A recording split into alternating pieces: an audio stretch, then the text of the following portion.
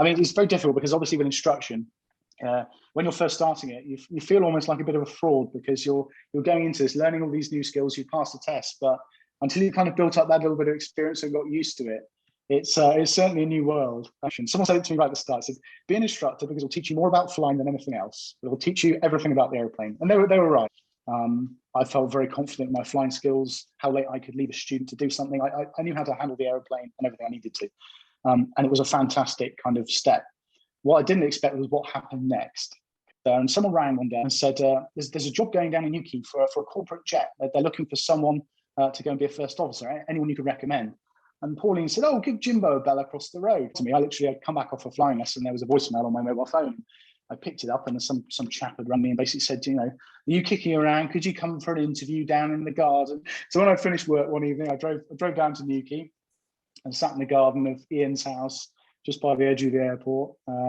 Ian handed me a can of Foster's and we sat in the garden and talked about flying. And he said, oh, that's an interview. Would you be available for a trip to fly a citation tomorrow? No, it's an interview, isn't it? It's an interview and a half. And I said, well, I guess I could be around if it helps. And he said, well, sure. He said, I've got 2 trips I need to do. I need to either take a citation across to Ireland and back, but I'm going to have to do all the flying, or we can take it up to Liverpool. He said, you can fly the airplane because I'm an instructor and examiner, but we'll have to hire a car home afterwards. But of course, being an instructor and a pilot, I was like, well, I want to do the trip where I can actually physically fly the airplane. So that was it. My first ever flight in a jet. I was chucked in the left-hand seat for citation 1. Ian was in the right-hand seat, and then pretty much apart from setting maximum power, Ian just taught me through it. I flew up to Liverpool, landed off in Liverpool, and he said, I'd like to offer you a job.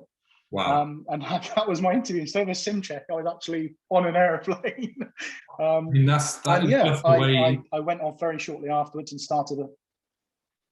Yeah, that's just what a way to get into the corporate stuff. And actually flying, you know, that's such an that is an interview. That's what an interview should be. Yeah.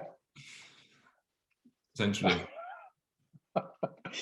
Before I knew it, that was it. I was off on my own for the first time in about 21 over to the United States, and I did a type rating on a Citation XL, and that was my introduction into corporate. Now, Ian ran the aeroplane for an individual down in the southwest, and for a long time we were the only corporate jet based at Newquay Airport. And I started off on what initially was quite a quiet job, just running basically down to the typical hotspots such as Malaga, Faro, Palma de Mallorca, Alicante, a lot of the populous places that are absolutely beautiful. Spend a lot of time doing that, and we were lucky that a couple of UK golfers were interested in an aeroplane and were friends of the aircraft owner. And very quickly, the Citation XL went, and that became a Challenger 601, which brought a whole different kind of background for me. I'd done all this flying in light aircraft like Duchesses, and I was familiar with all the glass gauges. And then I'd done this conversion back to a Citation XL, which was the first aircraft I'd flown with like nice big clear EFIS screens and a big FMS, and actually having to fly a proper jet. All of a sudden, I got chucked back into this aircraft.